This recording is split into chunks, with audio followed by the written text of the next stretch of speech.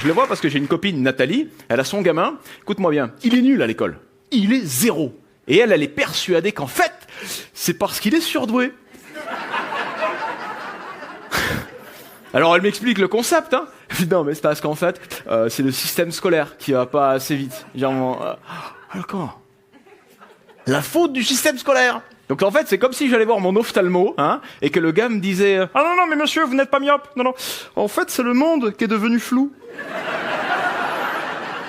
Ce matin, j'ai eu envie d'un petit enfant. Ça m'a pris comme une envie de cookie. Ça a duré 10 minutes, puis c'est passé. D'une part, parce qu'il me manque la moitié des ingrédients, je n'ai que des œufs. Et d'autre part, parce que le temps de cuisson consiste à être enceinte. Je déteste les femmes enceintes. Et hors de question que j'en devienne une. Mais alors attention à ce qu'on dit, hein, parce que dans notre société, la femme enceinte, c'est la meilleure version de l'être vivant, hein, le mammifère sacré, pas touche. On fustige la gazelle habillée un peu court, mais on s'émerveille devant la vache en salopette, c'est la règle. Moi, ça me dépasse. D'autant qu'entre les deux, jusqu'à preuve du contraire, s'il y en a bien une qui s'est fait tirer, c'est la grosse, hein, qu'on se le dise. Je ne connais pas de salope plus assumée. Bizarrement, c'est une jeune personne, c'est faux. Dès qu'elles commencent à gonfler, on oublie pourquoi elles en sont là. Puis elles sont prétentieuses. Je les déteste. Non, vraiment, le statut de célibataire sans enfant ne me dérange pas le moins du monde. Et si par miracle, je dis bien par miracle, un jour je change d'avis, clairement, un môme, je peux en avoir un quand je veux. Sympa. Non, mais les bébés, ça se kidnappe hyper facilement. Les jeunes mères sont très étourdies, c'est normal, elles débutent.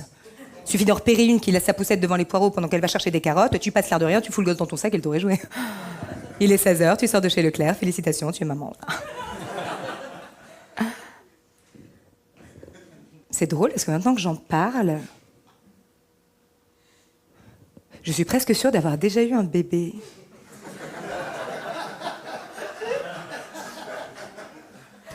Mais alors, qu'est-ce que j'en ai fait ?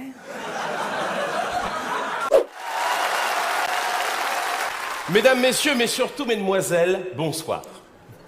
Je m'appelle François Guédon et j'aimerais vous parler d'un sujet que vous connaissez tous très bien, la consanguinité. Alors, attention, quand je dis vous, pas personnellement. Hein.